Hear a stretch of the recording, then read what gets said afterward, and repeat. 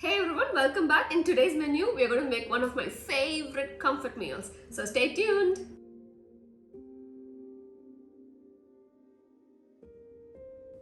In today's recipe, we're going to be making this one pot quinoa lentils and we'll be serving it with some peanut soup. This recipe is actually a healthy twist to the traditional South Indian pongal and it's actually very quick, easy and incredibly tasty. So let's get started. But before we start, can I remind you to subscribe to my channel if you haven't already done so? And also please remember to follow me on Instagram at Feed Your Body, Mind and Soul channel. Let's get started.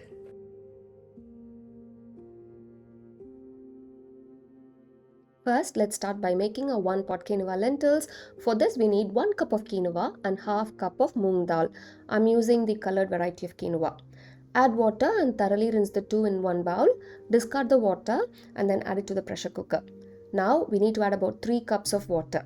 I'm using a pressure cooker to make it quick, but you can also use an open pan and cook the two together for about 15 minutes. Just wash the bowl to remove all the quinoa, then add 1 heaped teaspoon of salt. Add 4 cloves of garlic followed by 10 to 15 peppercorns. Give everything a mix, then close the pressure cooker, keep the heat to medium and you've got to wait for 3 whistles. Let's now prepare the seasoning. For this, to a smaller pan or what we call a tadka pan, add 2 teaspoons of oil of your choice or even ghee, then add 1 teaspoon of cumin once the oil is hot.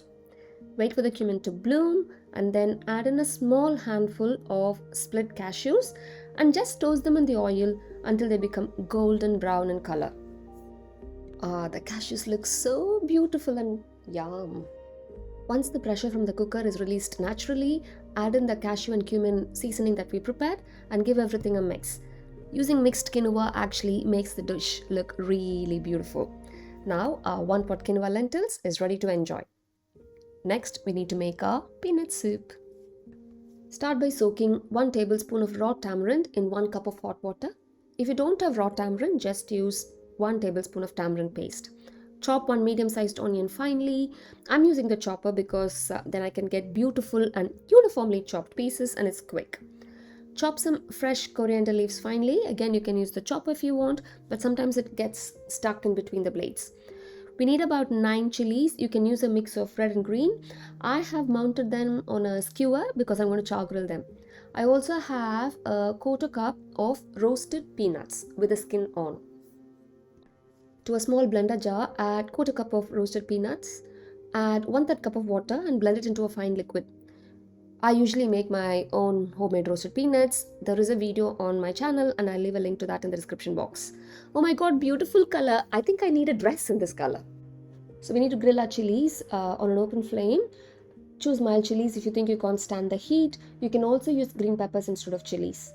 However, as we will be adding tamarind, the heat of the chilies will be masked by the sourness of the tamarind. You can also use the oven to bake the chilies at 180 degrees centigrade for 10 to 15 minutes. But there is something about grilling the chilies on the open flame because it gives it a beautiful smoky flavor. To a bowl, add 1 teaspoon of salt, then 1 teaspoon of sugar, followed by 1 medium-sized chopped onion, and then lots of chopped coriander. Add in the char grilled chilies once they've cooled down, and then start smashing the chilies by giving a good massage to release all the juices and mix well. I'm actually wearing gloves to protect my hands just in case I touch my eyes, etc. Add the blended roasted peanuts to the bowl. Run the soaked tamarind through a sieve just to squeeze out the juice.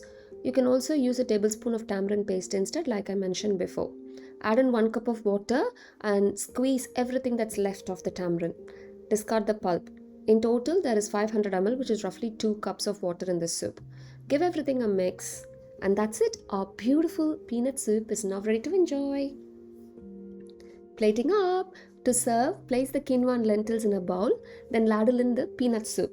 The more you add, the tastier it is. You can serve it with some extra veggies or a side salad for a wholesome meal. But look at that beautiful color. It is so appetizing and incredibly tasty. You have to try this. So yum. So I hope you enjoy making this recipe. In our pro tip today, we'll talk about whole grains. If you have noticed in today's recipe, we've actually used quinoa instead of white rice. Quinoa is a whole grain. A 2017 report showed that a diet low in whole grains is one of the 3 leading dietary causes of death.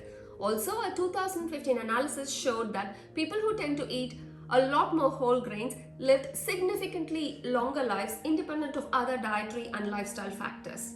That's not a surprise because whole grains are associated with lower incidence of heart disease, type 2 diabetes, stroke, and obesity. So instead of using white rice and white flour, why don't you go ahead and try whole grains like quinoa, amaranth, brown rice, buckwheat. There's so many of them, at least 50% of the time in your diet.